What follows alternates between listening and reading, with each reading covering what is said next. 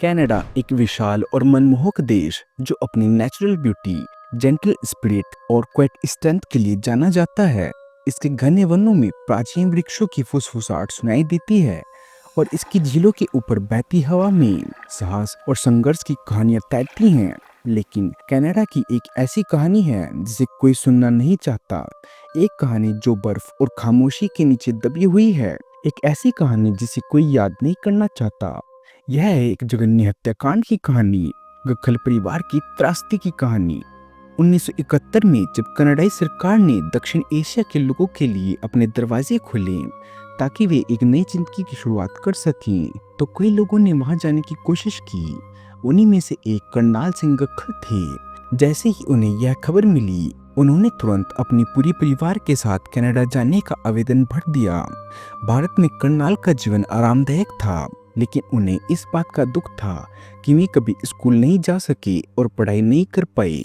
वे हर दिन खेतों में मेहनत करते, फसल उगाते और जमीन की देखभाल करते थे, लेकिन उनके दिल में अपने बच्चों, खासकर बेटियों के लिए बड़े सपने थे।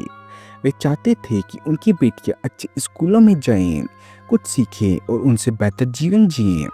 उन्हें उम्मीद थी कि कनाडा में बेहतर स्कूल होंगे और उनकी बेटियां एक दिन यूनिवर्सिटीज तक जाएंगी। आवेदन के कुछ महीनों बाद उन्हें वह लेटर मिला जिसका वे बेसब्री से इंतजार कर रहे थे।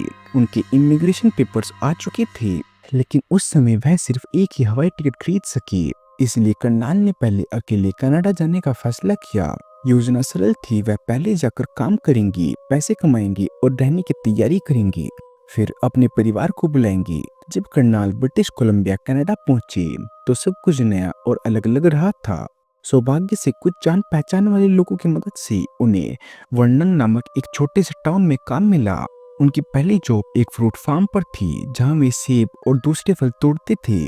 शुरुआत के दिन बहुत कठिन थे। करनाल को अपने परिवार की बहुत याद आती थी। वह हर सुबह अकेले उठते और हर रात अपने घर की कमी महसूस करते हुए सोती। मौसम सर्द था और काम आसान नहीं था। कभी कभी उन्हें नए देश के नियम और तौर तरीके समझ नहीं आते थे। कई बार उन्होंने हार मानने का मन बनाया, लेकिन वह रुके नहीं, क्योंकि उन्हें पता था कि वे किस लिए यहाँ आए हैं, अपने परिवार के लिए बेहतर भविष्य बनाने के लिए। कड़ी मेहनत और लगन के चलते 2 साल बाद वह एक लकड़ी की फैक्ट्री में प्लेनर मशीन चलाने लगी और खाली समय में ब्लूबेरीज भी तोड़ते रहे। दिन रात मेहनत कर उन्होंने ज्यादातर पैसे बचा लिए और कुछ सालों बाद एक 3 मंजिला घर खरीदने में सफल रहे। फिर उन्होंने अपने परिवार को कनाडा बुलाने की प्रक्रिया शुरू की। 1974 में उनकी पत्नी दर्शन और उनकी बेटियां जसबीर कौर, राजबर कौर और बलविंदर कौर कनाडा पहुंच गई। करनाल ने मिल में लगातार काम जारी रखा और समय के साथ उन्हें बेहतर पद भी मिला।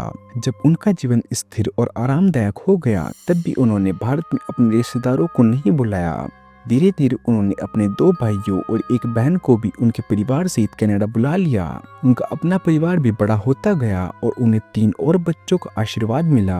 एक और बेटी कुलविंदर कौर, फिर 5वीं बेटी हरविंदर कौर और अंत में एक बेटा जसपाल सिंह। सभी 6 बच्चों को एक स्नेहमय और देखभाल करने वाले घर में पाला गया, जहाँ शिक्षा और सीखने को हमेशा प्राथमिकता दी गई। सबसे बड़ी बेटी जसबीर ने सोशल वर्कर बनने के लिए पढ़ाई की और पेमेंट सर्विसेज में नौकरी शुरू की। राजबर ने डेंटल हाइजीन कोर्स किया और एक डेंटल क्लिनिक में काम करने लगी। बलविंदर ने फार्मेसी में अपना करियर चुना और एक फार्मासिस्ट के रूप में काम करने लगी। कुलविंदर यूनिवर्सिटी में क्रिमिनोलॉजी की पढ़ाई के दूसरे वर्ष में थी। हरविंदर एक होशियार और मेहनती छात्रा थी और हाई स्कूल के अंतिम वर्ष में थी। उसने कई स्कॉलरशिप भी जीती और उसका सपना था कि वह एक केमिकल इंजीनियर बने। सबसे छोटा और इकलौता बेटा जसपाल 9वीं कक्षा में पढ़ता था। सभी 6 बच्चे ऊर्जा, उम्मीदों और अपने अपने रास्तों में सफलता से भरे हुए थे। कुछ साल बीते और फिर बड़ी बेटियों के लिए अच्छे जीवन साथी तलाशने का समय आ गया। करनाल और दर्शन ने यह सुनिश्चित करने के लिए बहुत मेहनत की कि हर चीज पूरी तरह से सही तरीके से हो। मैं इस प्रक्रिया में कोई कसर नहीं छोड़ना चाहते थे। सबसे पहली शादी जसवीर की कराई गई। उसकी शादी बलजीत सिंह चिरोन से हुई, जिसे लोग प्यार से रोजर कहते थे। जैसा कि मैंने पहले बताया था, जसबीर एक सोशल वर्कर थी और उसने 9 साल तक महिलाओं की घरेलू हिंसा से सुरक्षा के लिए काम किया था। रोजर की भी स्थिर नौकरी थी। वह मात्सुकी प्रिजन में करेक्शन ऑफिसर के रूप में कार्यरत था। शादी के बाद जसबीर एबट्सफोर्ड नामक एक शांतिपूर्ण शहर में रहने चली गई, जहां उसने अपने नए जीवन की शुरुआत की। और एक प्यार भरा घर बसाया। दोनों का जीवन अच्छी तरह चल रहा था और कुछ ही सालों में वे 3 बेटियों के माता पिता बन गए। सबसे पहले जुड़वा बेटियां जस्टिन और ब्रिटनी पैदा हुई और 2 साल बाद उनकी सबसे छोटी बेटी कोर्टनी इस परिवार का हिस्सा बनी। इसके बाद साल 1994 में दूसरी बेटी राजवीर की शादी का समय आया। वह उस समय 26 साल की थी। उसके लिए एक अच्छे और सम्मानित पंजाबी परिवार का लड़का चुना गया। 28 वर्षीय सुखविंदर विजय चहल, जिसे मार्क के नाम से भी जाना जाता था, वह एक चार्टर्ड अकाउंटेंट था। दोनों परिवार के बीच मुलाकात के बाद शादी तय हो गई। यह विवाह ओगनागन सिख गुरुद्वारे में हुआ, जिसमें करीब 400 मेहमान शामिल थे। मार्क पहले ही बर्नाबी शहर में एक अपार्टमेंट खरीद चुका था, जो राजवर के घर से करीब 5 से 6 घंटे की दूरी पर था। शादी के बाद राजवर वहीं जाकर रहने लगी। दोनों के पास अच्छी नौकरियां थी और वे अच्छी आमदनी कर रहे थे। लेकिन जैसा कि हम जानते हैं, केवल पैसा ही जीवन में सारी खुशियां नहीं ला सकता। दुख की बात यह है कि शादी की रात ही मार्क ने शराब पी ली और एक छोटे से झगड़े के दौरान राजवीर को थप्पड़ मार दिया और अपमानजनक बातें कही। वह एक पल, एक चेतावनी थी उस दर्द की जो आगे आने वाला था। अगले महीनों में मार्क का व्यवहार और भी खराब होता गया। वह राजवीर को लातों और मुक्कों से मारता, उस पर कुर्सियां फेंकता और उसे उसके पैरों से खींचते हुए कमरे में घसीटता था। उसके चेहरे और शरीर पर चोट, खरोंचे और नीले निशान साफ दिखाई देते थे, जो उस पीड़ा की कहानी कहते थे जो वह दरवाजों के पीछे झेल रही थी। मार्क सिर्फ शारीरिक रूप से ही नहीं बल्कि मानसिक रूप से भी उसे डराता था। वह उसे धमकी देता था कि अगर उसने किसी को मारपीट के बारे में बताया तो वह उसे जान से मार देगा। वह बेहद जलनखोर व्यक्ति था और उसकी जिंदगी पर पूरा नियंत्रण चाहता था। मार्क को यह पसंद नहीं था कि राजवर किसी से बात करे, यहाँ तक कि बच्चों से भी नहीं। उसने सख्त नियम बना रखे थे। राजवर पड़ोसियों से बात नहीं कर सकती थी, ना ही दोस्त बना सकती थी और यहाँ तक कि घर की फोन कॉल्स का भी जवाब नहीं दे सकती थी। आप सोच सकते हैं कि इतनी समझदार महिला राजवर क्यों उस दुखियाई रिश्ते में बनी रही। इसका जवाब यह है कि उसका पालन पोषण स्ट्रॉन्ग फैमिली वैल्यूज के साथ हुआ था। वह मानती थी कि अपने परिवार की इज्जत और माता पिता की प्रतिष्ठा की रक्षा करना उसका कर्तव्य है। उसे तलाक और उससे जुड़ी शर्मिंदगी का डर भी था। लेकिन एक दिन राजवर ने हिम्मत जुटाई और एक छोटा सा बैग पैक करके अपनी बड़ी बहन जसवीर के पास रहने चली गई। जसवीर एक सोशल वर्कर थी जो मुश्किल हालात में महिलाओं की मदद करती थी। राजवर 3 दिन वहां रही और अपनी नई जिंदगी की शुरुआत की। जसवीर ने उसे हिम्मत और उम्मीद दी और साथ मिलकर उन्होंने माता पिता को यह दर्दनाक सच्चाई बताई। करनाल और दर्शन यह सुनकर बेहद दुखी हुए कि उनकी बेटी ने इतना कुछ सहा, लेकिन उन्होंने उस पर भरोसा किया और उसे किसी बात का दोष नहीं दिया। उन्होंने उसे प्यार और पूरे समर्थन के साथ वापस अपने घर में स्वीकार किया। अपने घर वापस आने के बाद 5 जनवरी 1995 को राजवर ने सीएमपी पुलिस स्टेशन जाकर मार्क के खिलाफ रिपोर्ट दर्ज कराई।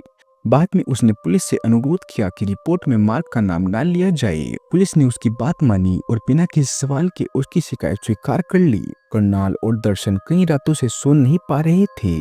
एक तरफ उन्हें राजवर के अलगाव और तलाक के तनाव की चिंता थी, दूसरी तरफ वे अपनी बेटी बलविंदर कौर की शादी की तैयारियों में लगे हुए थे। इस बार वे बेहद सतर्क रहना चाहते थे। किसी भी रिश्ते को स्वीकार करने से पहले उन्होंने लड़के की पूरी जांच पड़ताल की, अधिकारियों से बातचीत की और समाज में पूछताछ की। लड़का एक इंजीनियर था, रेलवे विभाग में काम करता था और एक सम्मानित परिवार से था। दोनों परिवार की सहमति के बाद तय हुआ कि शादी से पहले लड़का और लड़की 1 साल का समय साथ बिताएं, ताकि वे एक दूसरे को बेहतर तरीके से जान सके। जबकि खल परिवार की जिंदगी धीरे धीरे सामान्य हो रही थी, वहीं मार्क की जिंदगी बिखर रही थी। वह अपना नियंत्रण खोता जा रहा था। राजवर से मिलने से पहले ही मार्क ने बंदूक रखने के लिए लाइसेंस के लिए आवेदन किया था और उसे वह मिल भी गया था, लेकिन उसने कोई हथियार नहीं खरीदा था। यह स्थिति तब बदली जब उसकी शादी टूट गई और उसने अपनी नौकरी छोड़ दी। मार्क ने अमेरिका के एक लाइसेंस्ड गन स्टोर से एक सेमी ऑटोमेटिक पिस्टल खरीदी। इस तरह की बंदूक कनाडा में आम लोगों को रखने की उम्मीद नहीं होती। सिर्फ पुलिस, कुछ सुरक्षा कर्मी या गन क्लब के सदस्य ही ऐसे हथियार रख सकते हैं। और क्योंकि मार्क एक राइफल क्लब का सदस्य था, इसलिए उसे यह हथियार आसानी से मिल गया। इसके बाद वह रोजाना शूटिंग रेंज में जाकर अभ्यास करने लगा।